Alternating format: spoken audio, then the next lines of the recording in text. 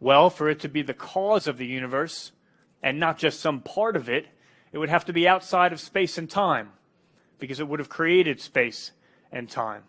And for it to have created all of this, it would have to be highly powerful, highly intelligent, highly creative. And so I think where the clue points is towards a cause of the universe that's highly powerful, highly intelligent, highly creative, and outside of space and time. And I think it's hard to think of a better fit for that than God.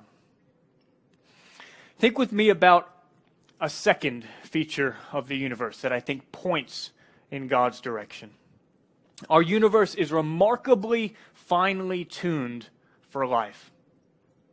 Imagine that by this point in the talk, you're unbearably bored. Hard to imagine, I know. You're struggling to stay awake. You're praying that the universe will swallow you in a black hole.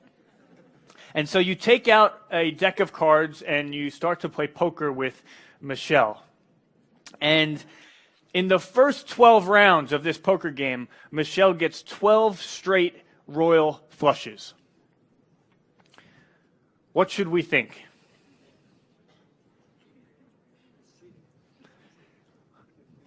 You should be ashamed of yourself. You see how quick they were to throw you under the bus? Yes, of course, she's cheating. Why? Because even if Michelle is a very honest person, getting 12 straight royal flushes just by chance is so incredibly unlikely that there must be someone messing with the cards.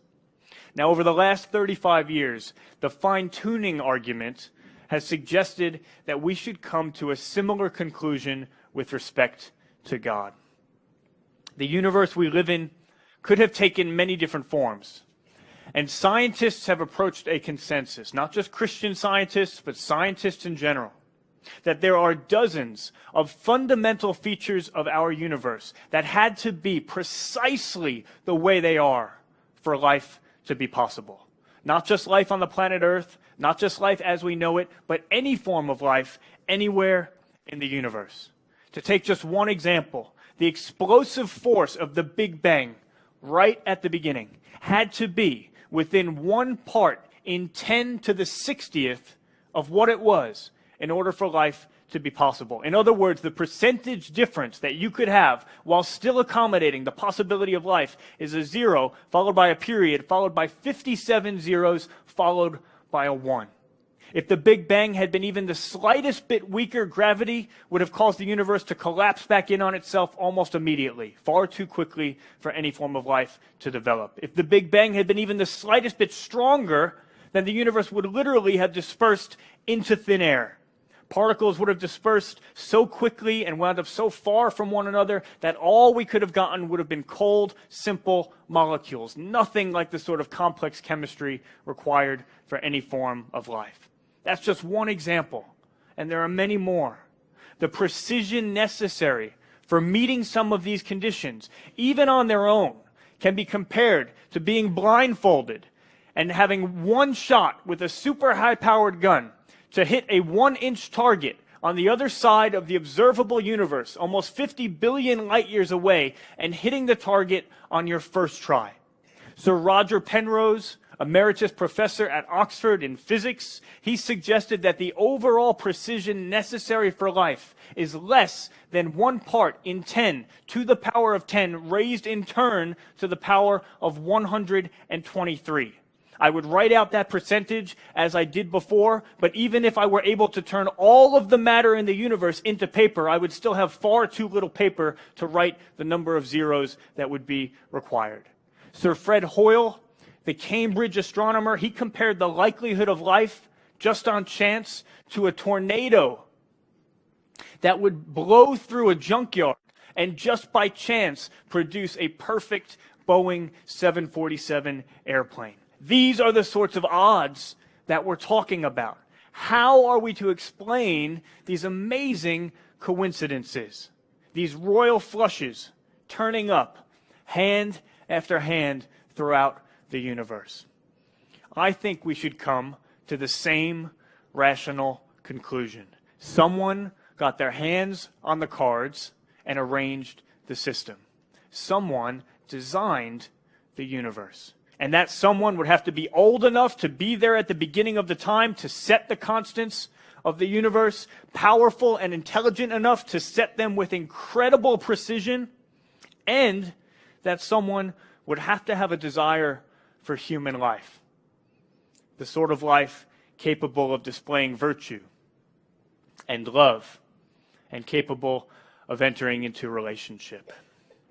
The most popular objection to this fine-tuning argument is to say, maybe there's not just one universe, but maybe there are many universes. And if there are many universes, then maybe it's not so surprising that one of them wound up life-friendly. I actually think that's not a very good objection. I don't have time to talk to it right now, but if you are interested, bring it up in the Q&A, and I'll be very happy to speak to it. Many people assume that the advancement of science disproves God. Okay, I did. But I think the reality is very different. Two of the most significant scientific advances in the last century both point very well towards coherence with belief in God. And before I turn over to Ravi, reflect with me for just a couple more minutes on one other fact, one other scientific fact about our universe. A fact that underlies this entire discussion, and that is the regularity of the universe. This is another thing that we just take for granted without realizing how utterly remarkable it is. We just assume that when we wake up tomorrow, the universe is going to carry on in the regular, stable way that it always has. Think about all of the predictions that you need to come true, even in just the next 5 minutes, in order to live an orderly and coherent life. We assume that the objects in our vicinity are going to remain more or less where they are, that gravity is going to continue to do its thing, that atoms and molecules will continue interacting the way they always have, that the color of things is going to remain constant, that the earth will continue spinning, that sound waves will continue to carry the way they always have. Why? Why do we assume that the universe is going to continue to operate with regularity? Now, you might answer me and say, well, it always has in the past. But that's not an answer. That's precisely the question. Why has it always done so in the past? And why should we expect it to continue to do so in the future?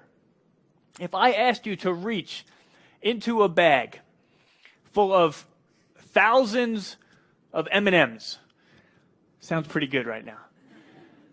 But say there was only one red M&M in this bag with thousands of M&Ms, and I asked you to reach in with your eyes closed and to pull out the single red M&M, you would not give yourself good odds at doing that.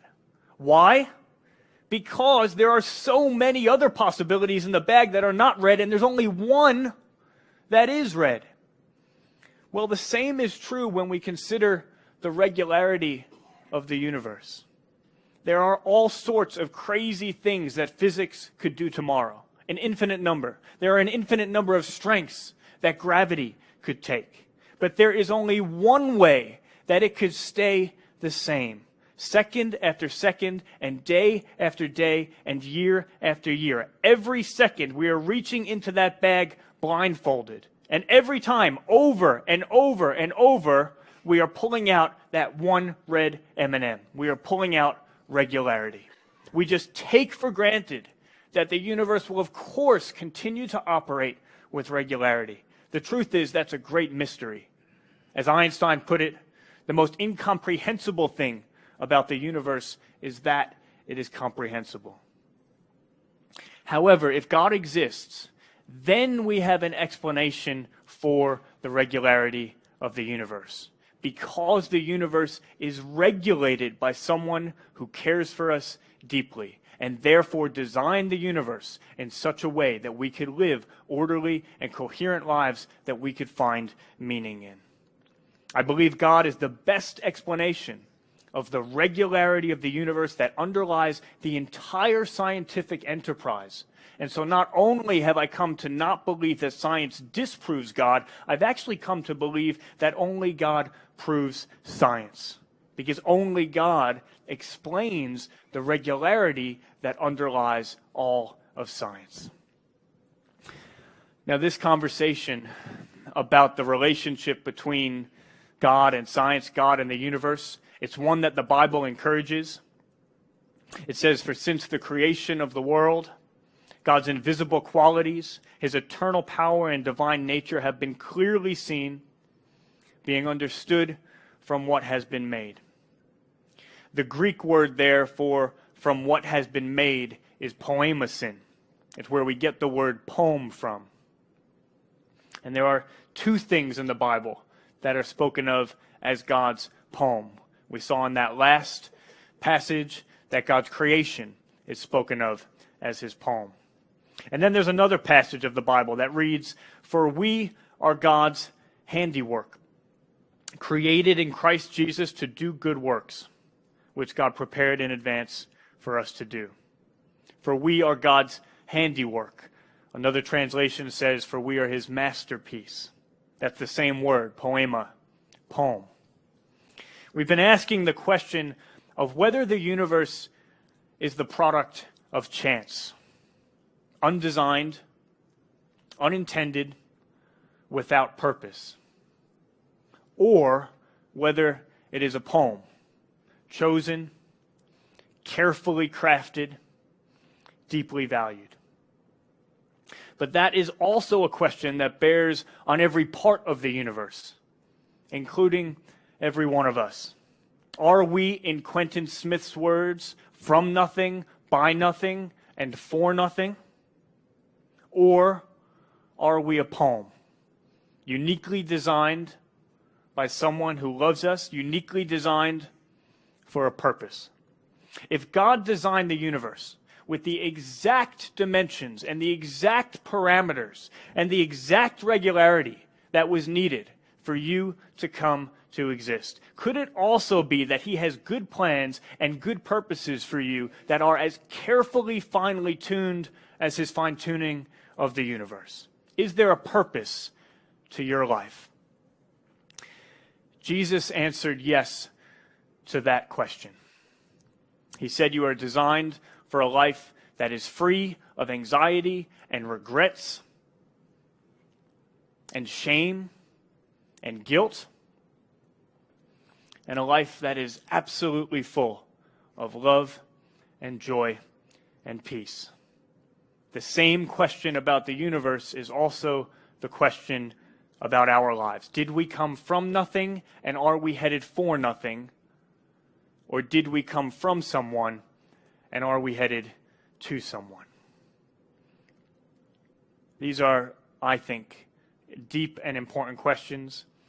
I'm glad it's just the beginning of the week.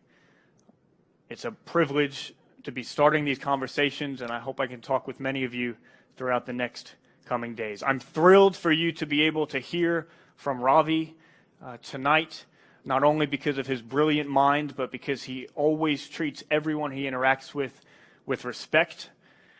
And I think more than anything, that's why he's been able to help so many people as they've wrestled with the deepest questions of life, and I'm sure that will be the case for you tonight as well. Why don't we welcome Ravi as he comes to speak.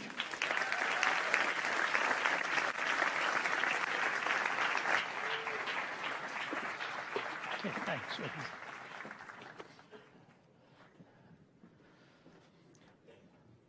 All right, am I wired up for sound? If so, I can begin by saying, "Oh, to be young again." It's nice to hear Vince and have him as a colleague. We've authored a couple of books now, and whenever a publisher talks to us about doing it together, I'm always happy to do it because he does the heavy lifting. He just tells me what to do, I try to do it, and then he removes all the errors along the way and sharpens the focus, and you can see why. Thank you for being here tonight, and it's so wonderful to be back here in Arizona. I'm coming from, of all places, Las Vegas. And to see illustrations on cards was fascinating because I've been seeing real card games as we walk by. I'd never been to Vegas before, and just to walk by all of those machines and all of those tables. And in fact, when I got on the plane in Atlanta, the man sitting next to me said, "You're going to Vegas?" I said, "Yeah." He said, "So are you a gambler?" I said, "No, in fact, I'm not a gambler." He said, "Then why are you going there?" I said, "I'm going to speak at a missions conference." Now, if he had taken a bet on why I was sitting next to him, that would not have been the answer he was expecting from me. We had a fascinating conversation all the way. Yeah, it was Muggeridge who said the depravity of man is at the same time the most empirically verifiable, even as it is intellectually unacceptable. We intellectually resist the depravity of man, but empirically we see it all around us and constantly, again and again and again. So I was talking to a man yesterday, and I said, as we were driving out at night, I said, "What is it about Vegas that brings a lot of people here?" He said, "Well, one thing I can tell you about, nobody denies out here that they're really sinners." He said, "The lifestyle just traps you, engulfs you, and the kinds of mistakes that are made along the way." We walked past one table as we were going out, my two colleagues and I, and one man had $30,000 worth of chips on the table that he was going to gamble away. What a pursuit in life. Who knows what he has, who else is involved in this kind of struggle, but so it is. And as Vince has spoken to you about the question of origin, I want to talk to you about three other aspects of life that we all struggle with existentially. Science and faith may have its tension points in terms of beginnings, but existentially we struggle with questions of relevance, meaning, purpose, destiny. We all struggle with it. We all ask these questions. And as I look at the paradigms and the possibilities of life and why we are actually here, I think of what Mark Twain once said. He said, the two most important days in your life are, number one, the day that you were born, and number two, the day that you find out why. Years ago in Vegas, I remember reading an article in the newspapers, a man who'd gone there to have a great time, and it's all around you if you've got the money to buy it. From all the sensualities and luxuries and pleasantries that you want to enjoy. He went there into his fine hotel rooms, one of the finest hotels in the world. And the morning when he didn't open the door to have his room made, they finally broke the door down and found he had taken his life. And on the dresser, he had left just one line, "Here there are no answers." Here there are no answers. I wonder what his questions were. Why did he really go there? The issue of God's existence and non-existence has been the most definitive foundation on which life has been defined. Last year, around this time, the first week of February, actually, I was speaking to the media in Washington. And after I'd finished talking to them on some lines from Dr. Martin Luther King, who refused to believe that man is mere flotsam and jetsam in a river of life. I refuse to believe that we are so tragically bound to the starless midnight of day racism and war that the bright daybreak of peace and brotherhood can never become a reality. These are words from his Nobel Prize. And then he said this, "I believe that unarmed truth and unconditional love will have the final word in reality." Unarmed truth and unconditional love will have the final word in reality. Now, if our whole educational system is based on the naturalistic framework and the scientific single vision, where do we find the extensions and implications of truth and love? You see, a scientist may know what happens when he puts A, B, and C together, but science doesn't tell that lab technician that he or she should be truthful in their findings. That comes to a metaphysical or a philosophical, or dare I suggest, a spiritual dimension of why truthfulness should even be held. Unarmed truth and unconditional love. When I finished my talk, a woman from the State Department came up to me and she said, "I have been in the State Department for over 30 years. She said, "Let me tell you something. I have never seen such a toxic frame of mind on Capitol Hill as I'm seeing now. This was a year ago in February. After 3 decades, I've never seen such a toxic mindset of animus, and I hold very little hope for where this is headed. The same can be said today of the racial tensions with which we live. It's been a long while, having now spent half a century of my life in this part of the world, of seeing such intensity of antipathies between people. Take the newspaper, watch the news, and when you go to bed at night, when you turn that television on, you wonder if you can really, with such agitation, put your head down on that pillow and go to sleep. You see, it is ironic, but still not noticed, that at the same time as we have been moving away from absolutes and positing naturalistic frameworks and moving away from the sense of why we are even here, that at the same time we are noticing the antipathies and the hostilities and the lack of answers in our world. Can we really connect the dots? Can we not see that if there's no up and down, how are we going to settle the issues between right and left? And that's all we hear. Right, left, liberal, conservative, extremist this, extremist that. If we don't get the vertical dimension of why we are here, what it means to be human, that is the definitive starting point of why I speak to you and why I give to you the respect and the reverence and treat you as a person not of extrinsic worth given by society or by state, but intrinsic worth by the very created order. And so unconditional truth, unarmed truth and unconditional love are real pursuits. And I've often wondered if Dr. King were around today and he looked at what is happening, what he would say about his hope, whether it's being shattered or whether he would still, like a man holding on to one slender string on a violin, believe there can still be music if we can only know how to put it into the hands of the great musician. And so I want to deal as quickly as I can with the paradigm. Vince was dealing with scientism and hedonism and pluralism in the book. I dealt with atheism, humanism, and relativism.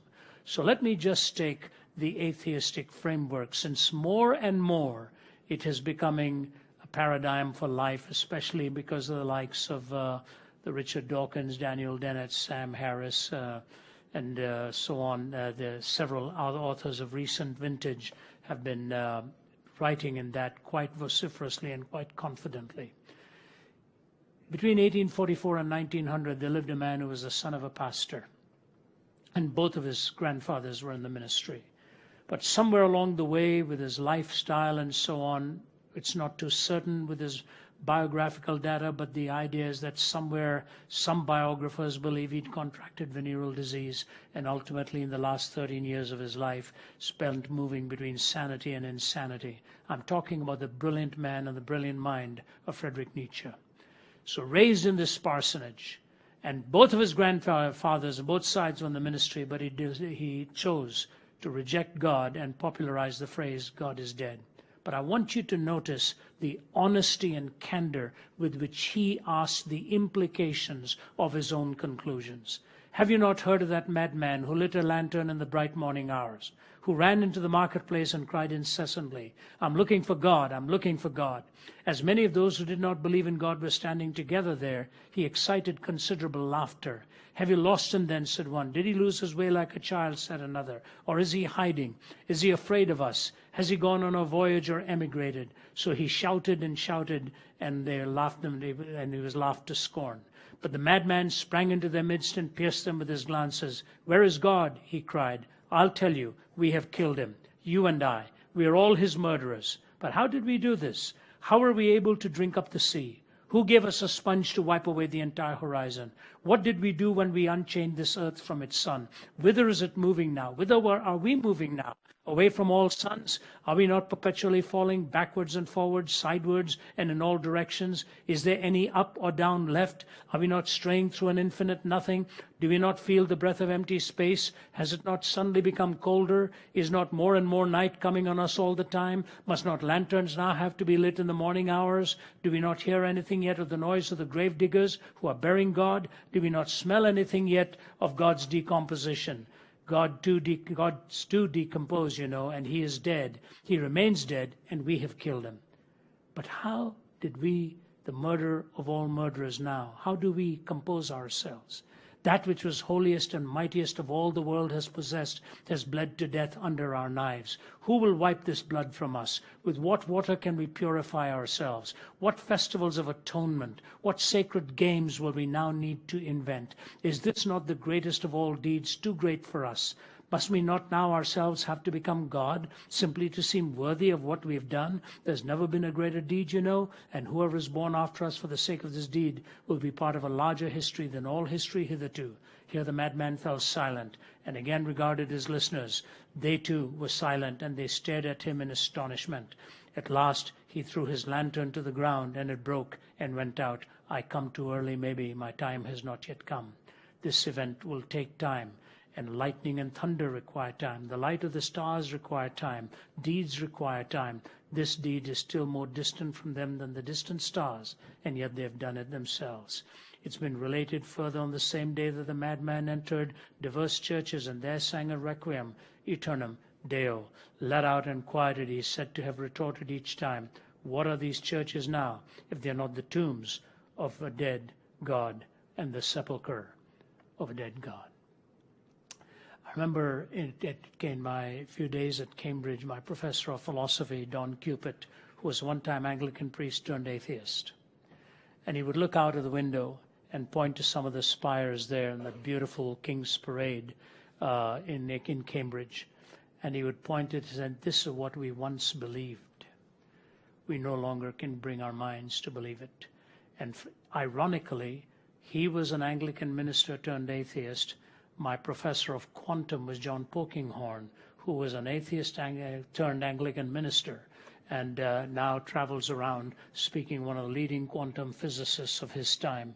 Two opposite conclusions, two brilliant minds. What happens if you bury God and God is dead? Notice what Nietzsche said. Must not lanterns now have to be lit in the morning hours? Is there any up or down left? Who gave us a sponge to wipe away the horizon? What sacred games will we need to invent? How did we accomplish this deed? He knew that nature abhorred a vacuum, and something would have to come rushing in. We'd have to invent something. And so Professor Royal Roux in one of his books talks about the fact that we have to invent a noble lie, something that is beautiful, even though we know it is not true. Because we need the sacred, he says. We need these issues of love and mercy and grace and all. We must get them back. And since God is dead, let's invent a lie and find them back. He said the problem with Christianity is that it was a beautiful lie. We no longer believe it. We have to come up with a noble lie now to take its place. What is the struggle that is going on behind all of this? The first major struggle, especially in our pluralistic society, which I'm wondering what it'll take America to wake up to. Where are we going to find a moral law? Where are we going to find our absolutes? In an intentionally pluralistic society, is that not almost a given impossibility? How do you find a moral absolute without violating what somebody else claims is his or her absolute? This is the struggle with which we live.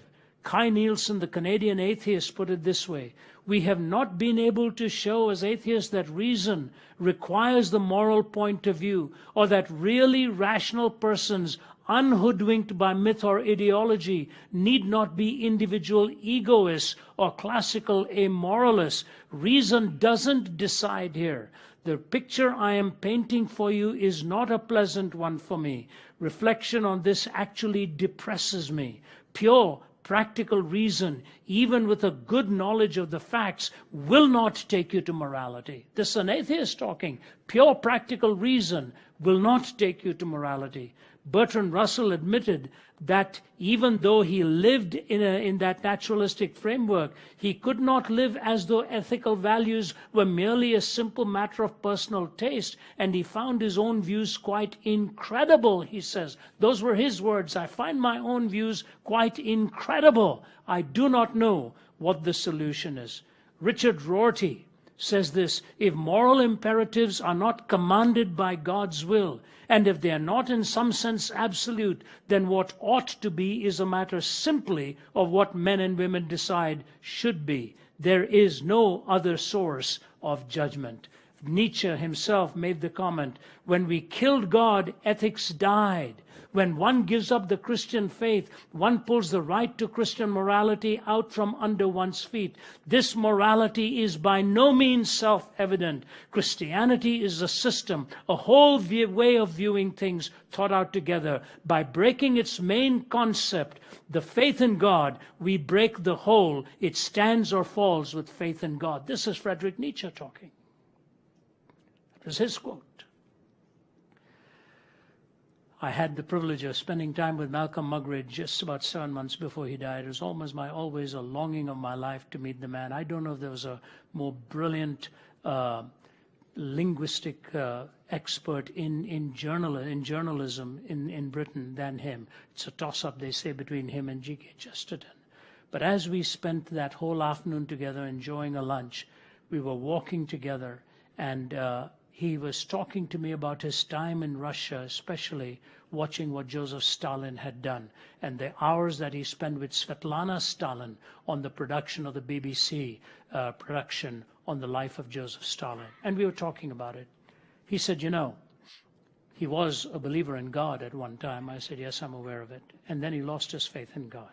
And if you read Paul Johnson's Modern Times and see the biographical sketch, it's quite incredible how he made that dramatic switch from a theistic framework to an atheistic framework. And Muggeridge told me the story. I see it is also told by Paul Johnson, verified by Svetlana and several others. A foreign visitor came to visit Stalin. He was not a very big man. Stalin was not his real name. It was a nickname because he was a man of steel, having obliterated 15 million of his own people. And the foreign visitor comes to see him. And at one point she says to him, how do you expect to be so cruel to your own people and expect them to still be following you? Stalin didn't answer her. He asked for the waiter to bring a live chicken. He took the live chicken and started to denude it, pull the feather out one at a time as the chicken was wincing, trying to break free from his clutches. He completely denuded the chicken, put the chicken down on the floor, picked up a piece of bread and walked away. And the chicken hobbled over towards him and nuzzled between his trouser legs. He bent down with the bread in his hand and started to peck away. He said, madam, have you got your answer? People are like the chicken. You torture people and they will follow you for the rest of their lives. I have tortured this chicken. It will follow me for food the rest of its life. Even Lenin, when he saw what was happening in Stalin's mind and the complete devaluation of human life, warned that he may be one of the most deadliest people that the Russians ever had as a leader. His paradigm shift. Now here's what I want to say to you. Yes, when Christendom was in control, the church didn't do a very good job either. It was tough on people, it was hard on people, and any time religion is politicized, it destroys both the political system and what true religion is meant to be. So that's not the point. The point is this: Stalin was working with a logical outworking of his own belief. When Christendom was cruel towards people, it was working illogically in contradiction to what the teaching of Christ was, who always took the victim, the poor, the exploited, and put them as the centerpiece of the one to whom he really was wanting to show the greatness and the grandeur of his love. And so to atheism, I think the biggest challenge, where do we turn for an absolute in our pluralistic society? See, I come from a land of India, over 1 billion people and hundreds of thousands, if not millions of deities. For centuries, they believed in the ethos of what human life was all about, and hence the greeting with reverence and respect. You go back to China, do you know when I talk to Chinese politicians at the highest level, do you know what they tell me? We want ethics taught in China again because we lost our foundation for it. I've lectured at Tsinghua University, which is one of the most prestigious Chinese universities. What do they want me to speak on? Where do we find an ethic? Where do we find an ethic? They lived out that atheistic worldview in Mao Zedong and the slaughter of tens of millions. They don't know where to turn for an ethic. And that's why a philosopher of ethics has said ours is an age where ethics has become obsolete. It is superseded by science, deleted by psychology, dismissed as emotive by philosophy. It is drowned in compassion, evaporates into aesthetics, and retreats before relativism. The usual moral distinctions between good and bad are simply drowned in a maudlin emotion in which we feel more sympathy for the murderer than for the murdered, for the adulterer than for the betrayed, and in which we have actually begun to believe that the real guilty party, the one who somehow caused it all, is the victim and not the perpetrator of the crime. So when people like Sam Harris and all talk about, their theory of finding an ethic in well-being and all, it's the same old stuff rehashed again and again. But when you read the poets of old, right from the Romantic poets, they said, if naturalism is true, nature is red in tooth and claw. Nature is red in tooth and claw. And we are hereby the bequest of that kind of thinking. Christ contradicts that. And so many of us become afraid of the good in what Christ has to offer, for the moral law is given to us beginning with the very character and nature of God and the value that he places upon every one of us individually. Secondly, and quickly, the struggle for a moral law. Secondly, the search for meaning. Where do we find meaning? How do we find meaning? What does meaning really mean? When we talk about a search for meaning, I put it down to 4 components that we really implicitly or explicitly are looking for. Wonder, the sense of enchantment. Last night our hosts, we very, very rarely do this because our time is so busy, and I really needed to fly to be here, but I want to be courteous, so we stayed. And we went to the Cirque du Soleil show. Never seen one before. What spectacular technological demonstration. Brilliance. Unbelievable. You're in awe with what the artist can really do, not only with rhythm and with music, but in the spectacular nature of it. It's enchanting. It's the search for wonder that we all find again and again. And you look at a little child in the early days, all it takes is something that moves and it's wow. And then as the days go by more and more, that wide-eyed reaction till ultimately as young adults, what is it that really wows us and we long for? That mystery and beauty and splendor of what love is all about. We've lost it in our time. Let me just give you 2 quick illustrations of this. My little grandson Jude, who's 4 or 5 now, I better be right here or I'm in trouble. And at the age of 3.5, he's 5 now, at the age of 3.5, his mother had lost her car keys in the house, my daughter Naomi. She's a tiny little thing. And she slapped her forehead and she says, I'm losing my mind. I think I'm losing my mind. And this little kid, 3.5 years old, comes and plants himself in front of her. And he says, Mommy, whatever you do, don't ever lose your heart because I'm in there. Who told him to say that? Who taught him to say that? And you look at those tiny little lives, they find their entire meaning in belongingness. And that's why when Jesus was asked to illustrate the kingdom, he didn't go to a philosopher. He didn't go to a rabbi. He didn't go to a lawyer. He didn't go to a tax collector. He pointed to a little child and said, unless you become like one of them, neither shall you enter into the kingdom of heaven. Because they combine those two splendor-filled excellencies of simplicity and sublimity. The simple and the sublime. And the second illustration I give to you is this. This May, my wife and I will be celebrating 45 years of married life. I've been an itinerant. Actually, you should applaud her, not me. 45 years of itinerant life, more than half of which is spent on the road. And one of the reasons I'm taking an early morning flight tomorrow about 5 or so a.m. is because my daughter and my daughter-in-law are celebrating their birthday, and I said, I just have to be there. I have to get back.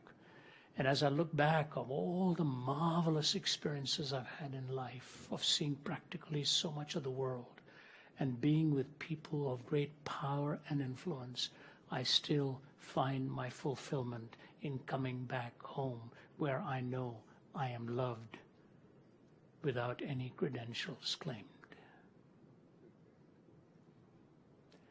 You are accepted for who you are, not what you are. Bertrand Russell said his greatest regret in life was that he never ever found love in his life. If you read the biography of Ernest Hemingway, same thing. He lost his way. Brilliant man, brilliant writer. Wasted away in his last few years, pining without even being able to express physical intimacy. How did God design us? He designed us with a hunger for love and belongingness, and love has its boundaries. Free love is a contradiction in two words. There's no such thing as free love. Love was never intended to be free, said Chesterton. It is the nature of love to bind itself. Where do we get that from? We get that in the Judeo-Christian worldview. The atheists will struggle to define what love is and why love needs to be. So morality and love, and lastly, the question of hope. You've got the destiny that we all look for, the longing that we all have. My own colleague, Nabil Qureshi, is only in his mid-30s, and a brilliant guy. Last year found out he had stage 4. I was having lunch with him one day. I said, Nabil, it's not like you, you're not eating. He always calls me uncle. He said, Uncle, I don't know what's going on. He said, I'm having strange feelings in my stomach. I said, are you doing anything about it? He said, well, I just thought it was just indigestion or whatever, but I'm going to get some tests. And within 2 weeks, he found out stage 4 cancer of the stomach in his early 30s. I went and spent some time with him a few weeks ago, and we went and had lunch. I had a hard time not crying looking at him, robust, strong, but with a young baby now and a wife having to face death. Is there any hope? But there's a subtle aspect of hope that I want to talk about that we don't think about often. What is the young millennial crying for more than anything else in our time? Justice. We want justice. We want justice. We want a just society. If there is no eternity, where are you going to find justice? Are you really going to find it in your 70 years and 10? You don't see it. You simply don't see it. Time and time again you see things happening and you say, this is unjust. This is wrong what is happening. But the Bible describes God as the judge of all the earth. And he says, shall not the judge of all the earth do what is right? If you're playing a game and you lose because somebody has cheated, you really get upset. Not just because you lost the game, but because you lost it when somebody made a lie to seem like the truth. I was talking to one, John Smoltz, the great pitcher for the Atlanta Braves. He's pitched for us for many years, a good friend of mine, and we've been friends for many years. So we were talking some time ago. I'd finished speaking to the Braves at a chapel. And, he said to me, I said, what's the most difficult part of your life, John? He said, well, the training, the training. You never live without that hanging over your head. He said, but I've also found out something else. He said, when I stand on that mound, I have to make 100 good decisions that night. He says, and he named one of the players who said was the most difficult one to pitch against. He said, when we were playing against that team, I would be tossing and turning in bed that night. What is the kind of pitch I'm going to give to him when he does come up to the plate? And he said, as I would struggle on the mound, what am I going to throw him? What am I going to throw him? A, B, C, D, and go through. He said, then you find out he was taking all these artificial supplements and stuff like that to become brilliant. He says, you don't know how angry that makes me, he said. That you're sweating bullets on the mound, trying to figure out what to throw this boy, and you find out at the end of it that he's been taking all this artificial supplements to be able to outwit you. And men all of a sudden look pretty low down when they are doing that to them. That's only a game. Think of life. Why are we debating the refugee issue? Because we want to choose between compassion and what's right, and safety and what's going to be a risk. We don't want to be caught on the wrong foot here. And so I say to you, the Bible reminds you and me that he's made us for a purpose. I have made you for myself, says God. And Augustine says he's made us for himself, and our hearts are restless until they come find their rest in thee. So we've got origin, meaning, morality, destiny. These are the 4 questions of life. And let me just close with this. How are we going to find the answer? How are we going to find the answer? And the answer really has to be found in the true admitting of who we are in our hearts. Who we are. I remember speaking to a Muslim cleric, a very fine gentleman in Syria, Sheikh Hussein. We had a 3-hour dialogue before an audience, one of the nicest gentlemen I'd ever met. We had the interpreter between us. We had a cordial conversation. He was the leading Shia cleric in Damascus. Always would refer to me as professor, wanting to have a cup of tea with me, wanting to take me out for this and that. And then after we finished our dialogue, the way the dialogue went, I would ask him one question about his faith, he would answer it. He would ask me one question about my faith, I would answer it, and the audience would respond with questions. At the end of it, he looked around the interpreter and he said to me, Professor Zacharias, he said, I think the time has come for me to say this. We have to stop asking if Jesus died on the cross and start asking why. I said, may I quote you, sir? He said, yes, you may. Why? Why is the cross the centerpiece of the Christian story? Is because the problems that we face in the world are not around us, they're in here. And until the heart is transformed individually, we will never see peace externally. My peace I give to you, says Jesus, not as the world gives. And he gives that by the transformation of the heart. You look at atheism, the struggle to find a point of reference morally, struggle to find the source for love, and a struggle to even find how to move towards justice. Because if there is no ultimate hope, there is really no ultimate justice. Vince dealt with origin. I brought you morality, meaning, and destiny. Those are the 4 points which frame your worldview. And we believe firmly it's in Jesus Christ that worldview is framed with coherence and correspondence. God bless you. Thank you for giving me hearing. So I have got a first question that has come, and actually this will be the only question tonight that we're posing specifically to one person, and this is because of Vince inviting these questions at the front of his talk. So this question is to you, Vince. We're going to just set you up since you asked for it. I invited that question for Ravi. You know. Actually. And here is the question. It's going to come up on screen, actually. Vince, what is your objection to the multiverse theory? Great. So thanks for asking that question, and feel free to come and talk to me further about it afterwards as well.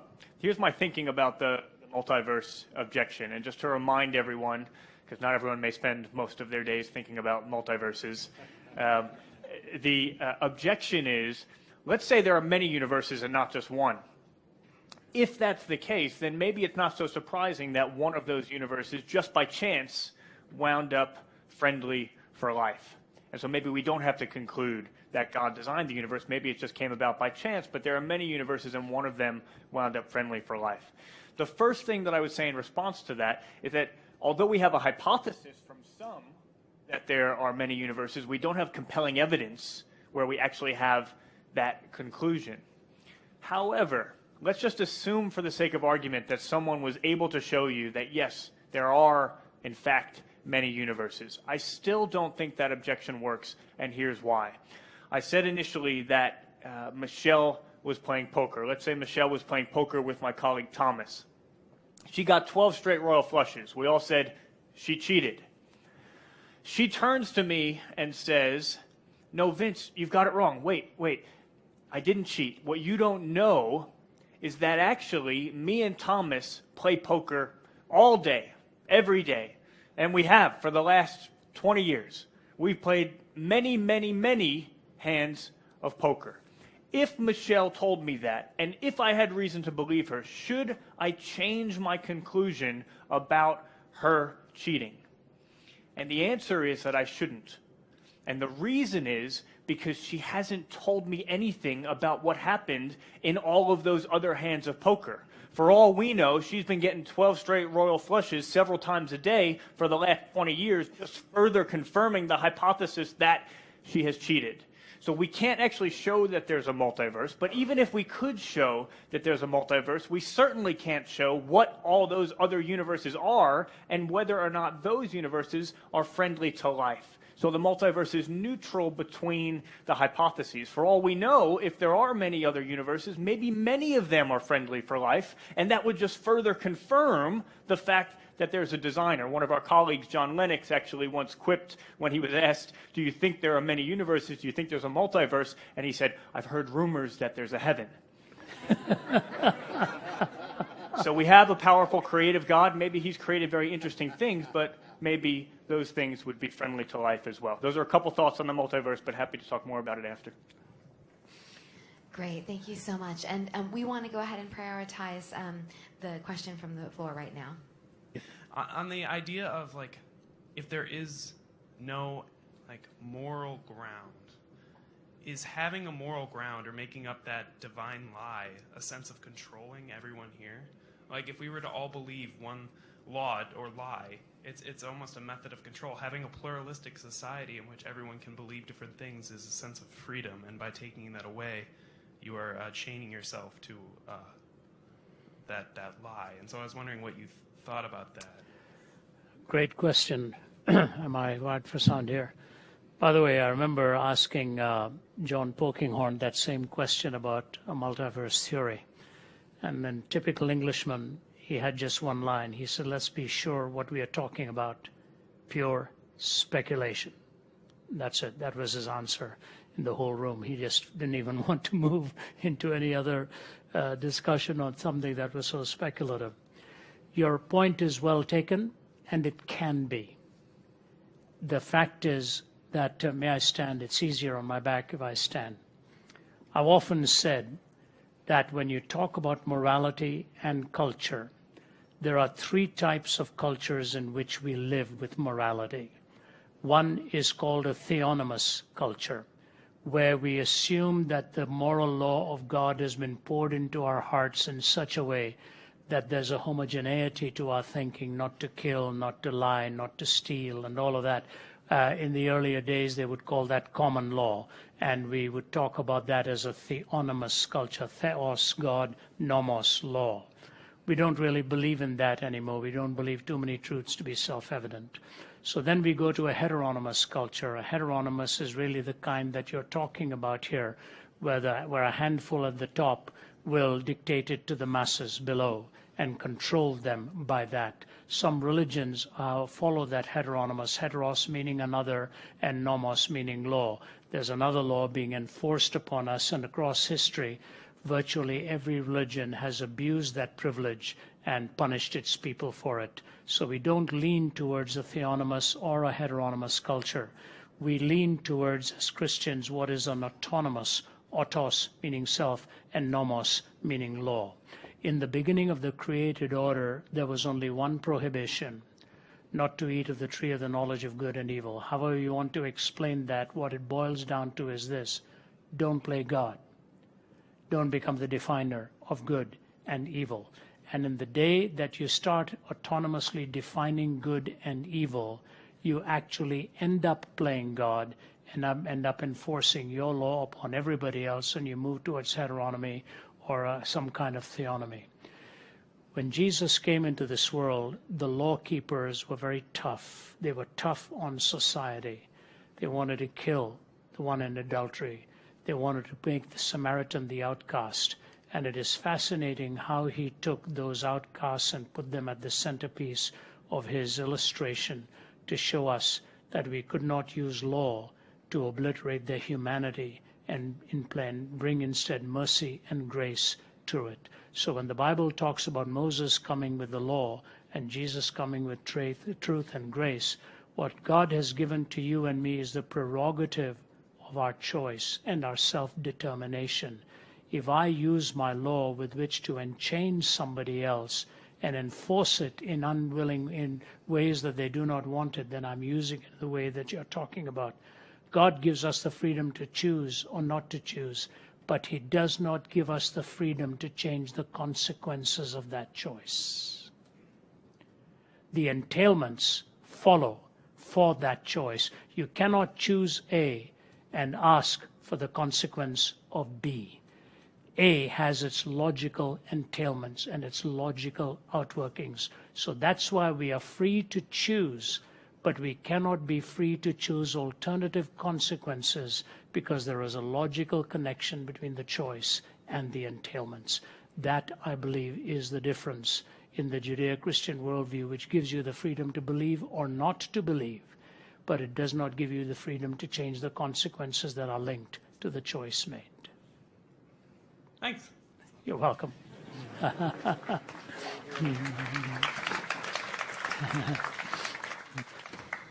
The next question we're going to take has been texted in, and it is, how do we see justice play a role in eternity?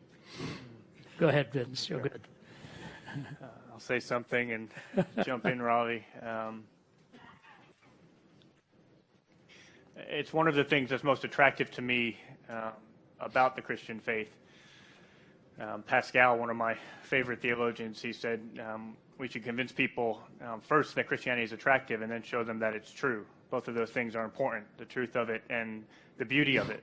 And anyone who has been wronged, anyone who has wronged someone else knows the importance of justice. And as I was looking at that question, I was especially reminded of a conversation that I had with someone who had something truly horrendous happen to a family member of theirs, and asked the question, if this person accepts Jesus, if this person becomes a Christian, how could I live with that person in eternity who did that terrible thing to my family member?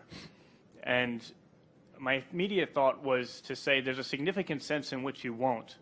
Because one of the promises of Jesus is that when he comes into our lives, he actually gives us a new heart. And so there's a really significant sense in which someone becomes a new creation. And the reason you're able to live together with people who have even wronged you is partly because when you engage with them and meet them and interact with them, and I've seen this in my own life, you can truly say that this is a different person because there's a God who's powerful enough to actually give someone a new heart.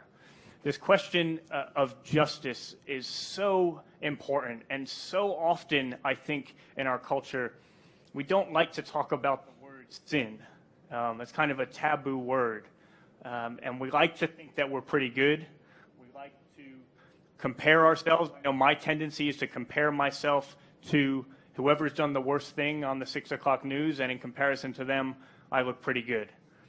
A few years ago, I received news that someone who I can remember as a teenager at a point in my life where I could care less about God or morals, someone who I was mean to, someone who I took every opportunity to put down, and I received news that that person had taken their life, had killed themselves. And there's a verse in the Bible that says, "For the wages of sin is death." I had read that dozens of times. That never really sunk in until I heard that news. And I started asking questions like, well, would that have been the case if I had offered my hand to help that teenage boy rather than to push him down? Would he have taken his life? And I don't know the answer to that question. So often we can't see those ripple effects of our actions. We also can't see them from the perspective of God himself. You know, I can look back on times in my life when at the time what I thought I was doing, I thought it's no big deal. That's just the sort of thing teenagers do. It's just the sort of thing you do in college. Now I can look back on some of those things and recognize them for what they truly were and recognize that there was real evil in some of those things. If I've moved along this path of morality, it's minimally so. Imagine how some of it looks from God's perspective. Imagine how far along this path he would be. Jesus gives us some sense of what it looks like. He says that lust looks like adultery. He implies that unjust anger looks like murder itself. Getting back to this question, I think every one of us, certainly I've found in my life, we have a problem in that we do need forgiveness. We have done things where there should be just penalty for what we've done, where a loving God would not say to the people that we've wronged, you know what, it's just no big deal. It's no big deal. We're just going to let that slide. A loving God would be committed to justice for those who have been wronged, but a loving God would also have that unconditional love for every single person, for you and for me, for everyone who has done something wrong in their life. So what does that look like in the context of eternity? I think the Christian faith is the only faith in where you can hold on fully to both this love and this justice, because you have a God who loved us so much he would come down, and on the cross he takes on himself all that justice that is required so that he can extend that unconditional love and mercy to every single person. You have perfect love and perfect justice in perfect intersection at the cross. And that, I think, is perhaps the best summary of the Christian faith, and something I don't think you find in any other worldview, and one of the reasons why you truly can say that there's both justice and love in the context of eternity in the Christian faith. Thank you so much for that. We're going to go to another live question right now. Hi there. My question is for both of you, because I want to get both of your takes on this. What reasons are there for believing in any deity if by nature we can't prove it exists? And more specifically, why do you believe that Christianity is the one that worships this deity correctly?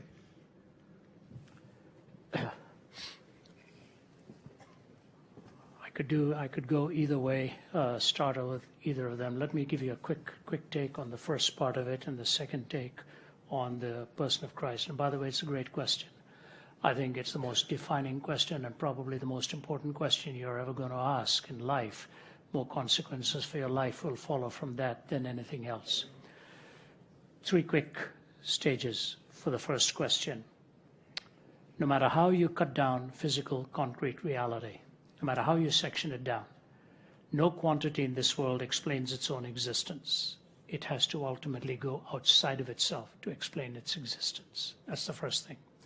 Number 2, wherever you see specified complexity, wherever you see design and the whole purpose of organization, and hence you've got the whole expression of Frederick Hoyle that it would be like a tornado going through a junkyard and producing a jumbo 747. That if we are all demonstrably contingent and dependent and cannot explain our own existence.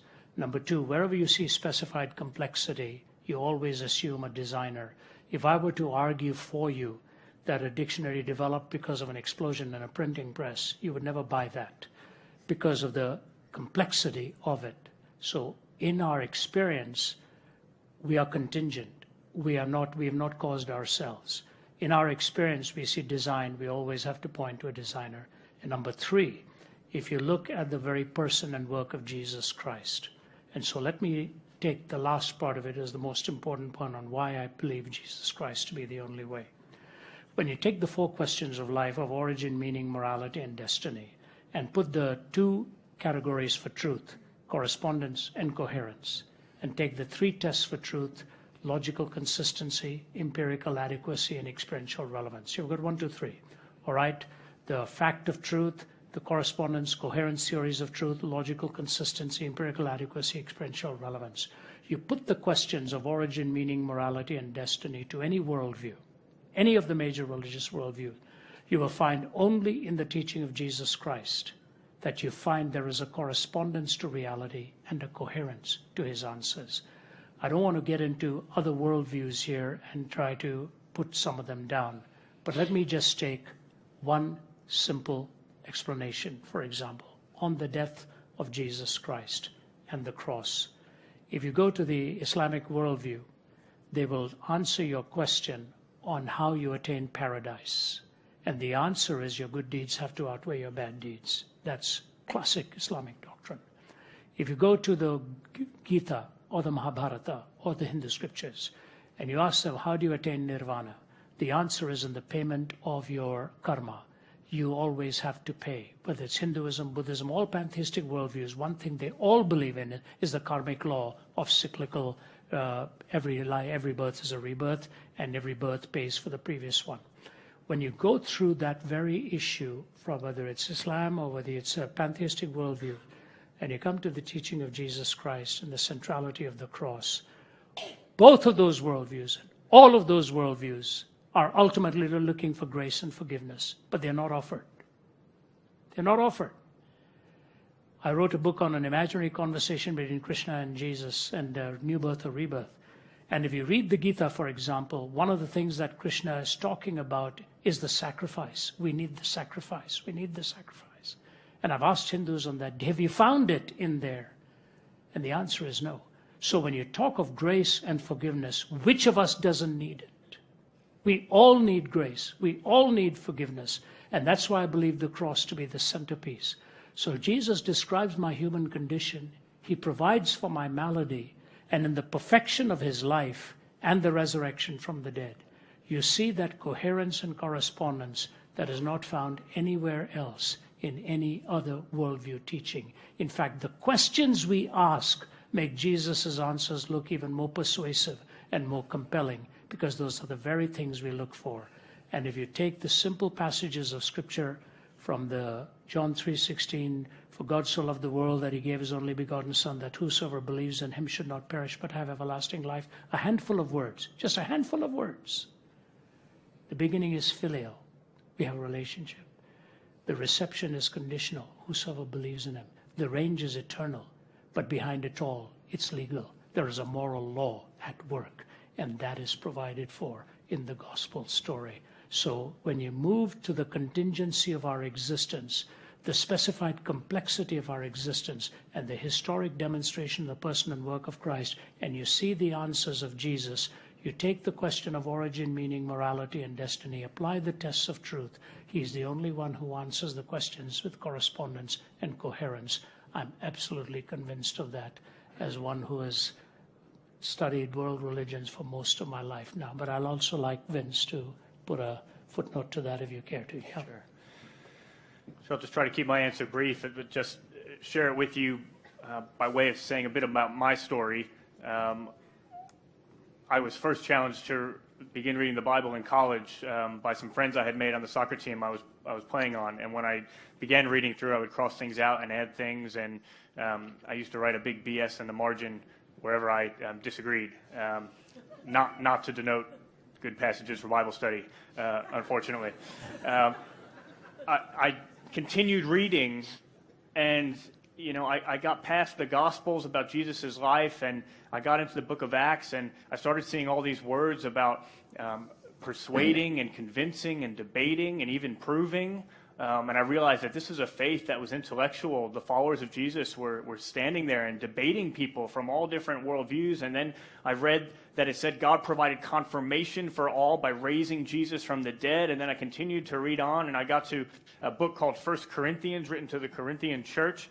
And in the 15th chapter of that, come see me afterwards. If you don't have a Bible, would love to show you this passage. And there's a passage at the beginning of that chapter that gives a summary of all the people who have claimed to see Jesus and spend time with him after he was risen from the dead. The remarkable thing about this passage is it claims many people, it claims hundreds of people have seen him in different places at different times, friends and enemies, and the scholars today, not just Christian scholars, but scholars generally, they accept that that passage is an early creed that predates the book and goes back to very close to the events themselves, meaning that there was no time for a sort of legendary development hypothesis that somebody might have thought was the case 100 years ago. I started reading this, and I started to ask the question, what can explain that?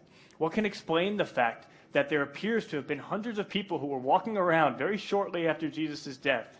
And this is very unique to Christianity, that we can actually look into this historically. And what explains the fact that there were all these people who were utterly convinced they had spent time with this man after his death, and they were even willing to give their lives for it, though they were being persecuted for the claim. And I got in touch with two of the top New Testament professors at Princeton, and I sat down with each of them individually and said, look, I'm doing this research into this. I wasn't at all convinced, but here's the data I'm coming up with. I don't know how to explain it. How do we get from what should have been the movement-ending death of Jesus on the cross to all of a sudden the absolute eruption of Christianity and all of these people walking around saying, I've spent time with this man after his death and I'm willing to die for it? I can see how a miraculous resurrection would explain that. But if that doesn't, what else does? And one of them glanced without conviction towards a mass hallucination theory, which is riddled with problems and doesn't have any degree of credibility in the literature. The other one told me that as a historian, he simply wasn't interested in the question. And I think the assumption was that as soon as we begin to start to talk about the miraculous, we're no longer talking about history. And I've never understood why he felt he could just make that assumption before actually having the conversation. So I would just say, look into that, because you have a historical gap there. Jesus' death, his followers thought that he was this Messiah who was going to become an earthly king and reign forever, and then he died. That should have been the end of the movement. And then you have this absolute eruption of Christianity. There's a historical gap there, no matter who you are. Christians bridge that gap with the resurrection. If you don't, that's okay. But what else can go in that gap? And I've found, and many have found through historical study, that the only plausible way of bridging that gap historically is to say that Jesus actually rose from the dead. So it's one of the things that I love about Christianity. When I first began to look into the faith, I was worried that it would mean I would have to put my brain at the door. I would have to take a blind leap of faith. I knew that was something that I couldn't do. But what I've actually found is that this is a faith that you can dig into historically, philosophically, scientifically, morally, and it's one that provides rich answers. I hope that's helpful. Thank you both so much. I've just been told that we have time for 2 more questions. We're going to take one more live question from the floor, and then we'll close with one of the texted questions. So go ahead and ask your question. Hello, I want to state something. I myself am Christian, and this question is for Ravi. It's kind of just to challenge like the atheistic worldview, because I want to know specifically, why do atheists hold on to things such as love, truth, justice, and morality, if according to their evidence, they've came from fish, bacteria, and matter? Why does that matter to them? With the last statement said, why does it matter? Is that what we said? Yeah, why does it matter to them? Okay. Well, I was very much, I don't know if I would call myself a loud atheist. I was a non-theist. I never believed in it. Because when you grow up in a land with so much religion, you begin to treat them all as sort of equally respectable, but not really truthful. I lived for cricket. I lived for the sports field. My parents took me to church, and I memorized the Anglican prayer book only so that I could time it to know when it would end. That's the way I did that. As soon as the vicar would say, let us therefore draw near by faith, I knew I had 7 minutes left and we'd be out of there. I had no interest in that. And at the age of 17, I was on a bed of suicide. I tried to take my own life. I lived in a culture where shame is a very powerful emotion, and I wasn't doing very well. My father was hard on me. And so in trying to take my life, that Bible was brought to my room. And I couldn't hold it because my body was dehydrated. I had tried to poison myself, and the moisture was all expelled, and I was literally rushed to the hospital in emergency. They didn't think I was going to make it. And Jesus' words to me were read. Jesus said, "Because I live, you also shall live." Neither of my parents knew anything about what that meant. My life was so transformed, and the biggest thing I found after that transformation and trusting Christ at the age of 17, that all of my friends were absolutely flummoxed by this. They didn't know how to explain it. My father didn't know how to explain it. My mother didn't know how to explain it. After a while, they both made their commitments to Christ. But what I noticed was this, to answer your question. That which I longed for was now given legitimate expression. My questions seemed like they were just vaporous questions. Why am I longing for love? Why do I want truth? Why do I want meaning? Why, after I bury loved ones, do I have to walk away saying, this is it, it's all gone and it's over with? And in India, the life expectancy is not that high. I remember burying so many of our relatives, one after another, and my mother died when she was in her 50s. You know, my dad shortly after that. Fortunately, by then I had come to know Christ. But why do they talk about justice? Why do they talk about love? Because they are existentially inescapable categories that demand to be believed in if life is to be coherent.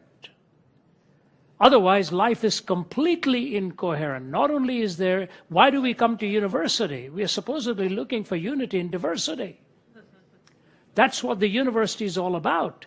And when we've lost the unity and diversity and there's no queen of the disciplines anymore to give us our moral reasoning, it is fascinating what Gertrude Himmelfarb from Columbia University in her book Roads to Modernity says. She says the difference between the United States and England over against Europe in the Enlightenment experiment is that for the French philosophers, what lay at the bottom of all of their thinking was rationalism, right? Rationalism, reasoning. So whether you go to Descartes or you go to Voltaire or whatever, it was always reasoning. Although Descartes and all were really churchmen and theists, Voltaire was not. But rationality was at the bedrock of all of their thinking. She says the difference in the Enlightenment of America and England was that moral reasoning was at the bedrock of the American experiment and the United Kingdom. And she gives a whole chapter to John Wesley. Amazing, coming from a writer like that. And so why do we keep asking about love and coherence and meaning and justice? Is because intuitively we know that they are the right things in life. What has happened now is we have dispositioned and mispositioned. We talk so much about human rights, we really don't talk about the right to be human. We do not know how to define what it means to be human. Rights have to come from being right. Rights are not with their feet firmly planted in midair. They have the bedrock on which to stand, that we are created imago Dei. And what has happened with people, for example, a quick illustration, we have time's running out. In a cricket match, in England, one of the players cheated. And he was out, but the umpire hadn't seen what actually happened and so gave him not out. And the batsman stayed in his crease and continued to play. Now, cricket is known for being a, quote, gentleman's game. That's why you have the saying, that's not cricket, that's not fair. And when this English player pretended to be not out and stayed on, who tweeted the most nasty insults to that? Richard Dawkins. He said, I'm never going to watch this game again with these guys, the way they are cheating. He should have walked out of there. Somebody wrote to him and said, Richard, it's very consistent with what you believe, the selfish gene, you know. Amen. There you go, bro. So, why does he struggle with it? For the same reason Jean-Paul Sartre said his philosophy was unlivable. And the same reason Anthony Flew in his latter years, as though as an albeit full-blown atheist, said he no longer finds it able to live consistently with the vociferous atheistic worldview that we. So my answer to your question is, intuitively we move towards that, cerebrally we try to smother it, and hence the breakdown and the tension within human life. We made the means as the ends in themselves, when God has said there is a greater end for all of us. So if it's all matter, it really doesn't matter. But behind that matter, there's this soulishness that cries out, give me justice or I die. So by their question, Richard Dawkins, questioned a Christian who couldn't, he said they don't even know the 4 Gospels. How can we really call them Christians? And so the dean of St. Paul's was interviewing him on the BBC, and he said, all right, Richard, since you're criticizing the Christian for not knowing the 4 Gospels, your Bible is Darwin's Origin of Species, isn't it? And he said, yeah, you can call it that. He said, can you give me the whole title? Dawkins goes, yeah, it's a long title. He said, go ahead, Richard. And he went on, he said, I'm sorry, dear God, oh God. He said, oh God, help me remember this. He's trying to remember.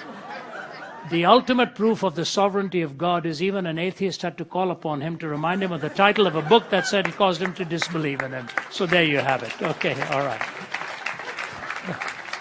Thank you and God bless. So here's the final question of this evening, and it's coming by text. If Jesus preaches nothing but love, why do a lot of Christians seem to hate others that aren't Christian? I appreciate you asking that question, and I really want to affirm it.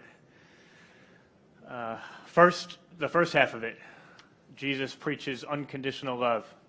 Let me just affirm that part of the question. Love your enemies, pray for those who persecute you. Some of us take some of that for granted now, but it was radically distinctive when Jesus spoke it. And Jesus was a man who, as he was hanging on the cross, looked down at the very people who was crucifying him and said, Father, forgive them.